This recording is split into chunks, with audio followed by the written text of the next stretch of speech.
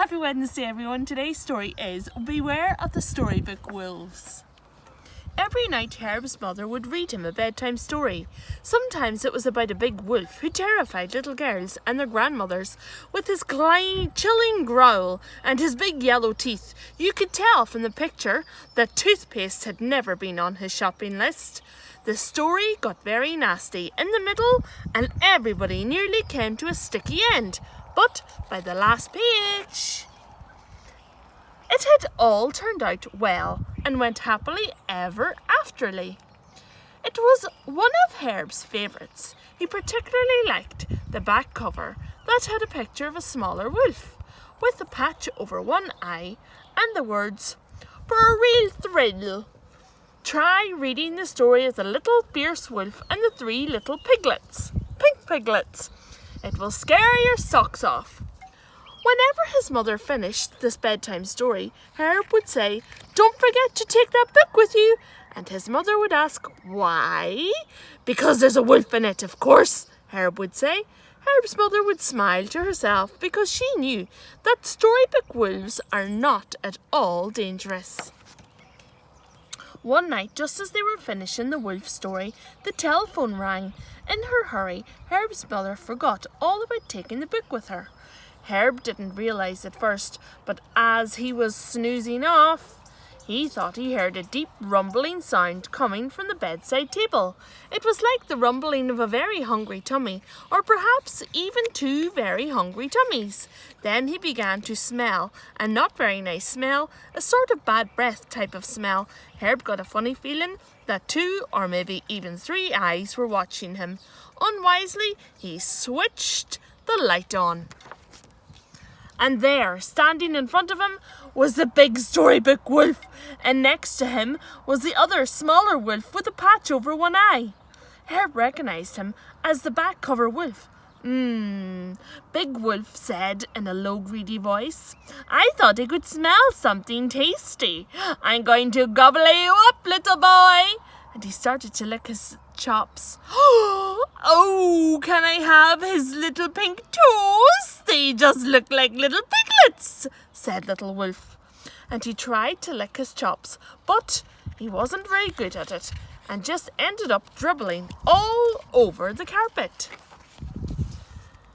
"I wouldn't eat me yet," stammered Herb desperately, trying to think of a plan to distract the wolves for wolfing at him. "Why not?" said the big wolf, giving him a sideways stare.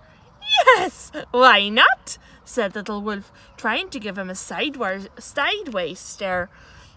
"Because little boys are for pudding. You have to start with starters, of course." "Oh, I don't know that," said Big Wolf.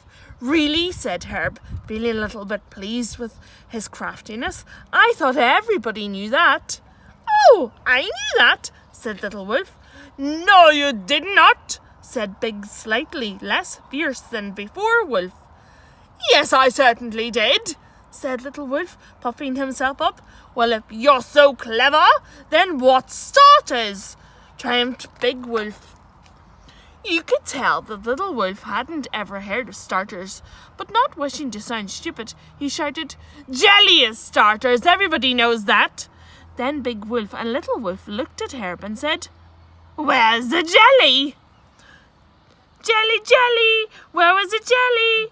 Herb's mind was whirling like a frantic thing. Then he caught a sight of his book of fairy tales. He had been looking at it last night, and it was lying open on the page where the dozy princess falls asleep at her own birthday party. No one at the table would notice if he borrowed a jelly. They were all snoozing, tired of waiting for Princess Beautiful to wake up. Herb was so busy struggling to slide the jelly off the page, he didn't notice the wicked fairy, wide awake and hiding under the table. She had been listening to every word. This was bad luck for Herb because the wicked fairy hated little boys, only slightly less than she hated little girls. They made her very nervous. She'd seen what those little brats, Hansel and Gretel, had done to their poor defenceless witch. Not only did they nibble her cottage half to pieces, but then they went and shoved her in her own oven. Children, put her in a very bad mood indeed. you dozy doormat, don't you know anything? Snarled the fairy. You're wolf half-wits. Give wickedness a bad name. He's tricked you, you twerps. Little boys are starters, jelly as pudding. And with that, the wicked fairy jumped back into the book and snapped it shut. First, the wolves went almost purple in the cheeks with embarrassment. Then their eyes went all mean and squinty. Herb could tell that things had taken a turn for the really quite bad, so he snatched up the fairy tale book, found the page with the fairy godmother and shook it until she tumbled out of the book and onto the floor. She was a bit cross, actually, because her dress got crumpled and she nearly twisted her ankle. Well, she said, I've got a good mind to turn you into a caterpillar, little boy. No, said Herb. Don't turn me into a caterpillar. It's those two that need to be caterpillars. Oh, no, not you two again, said the godmother, spying the two alarmed wolves. Always making trouble, blowing people's houses down and gobbling them up without so much of a as do you mind? As she said this, accidentally waved her wand at the little wolf and the smoke went poof, just like in the fairy tales, and suddenly there was little wolf standing in a ball gown. Oh dear, this will never do, said the godmother, shaking her head. That dress was meant for Cinderella. You shook me out of the book just as I was about to send her to the ball. Awfully nice dress, though. I have an eye for fashion, so you can probably tell, but not at all suitable for a wolf. Little Wolf took one look in the mirror and was so pleased with his new look that he jumped into the fairy tale book and went to the ball himself, which of course left Cinderella having a night in, cleaning the kitchen after all. Oh well, that's the kitchen then. That's it then, sighed the fairy mother. I'm not going to be at all popular at the palace now. I don't know what the king and queen are going to say when a wolf turns up at the ball to dance with their son. Imagine.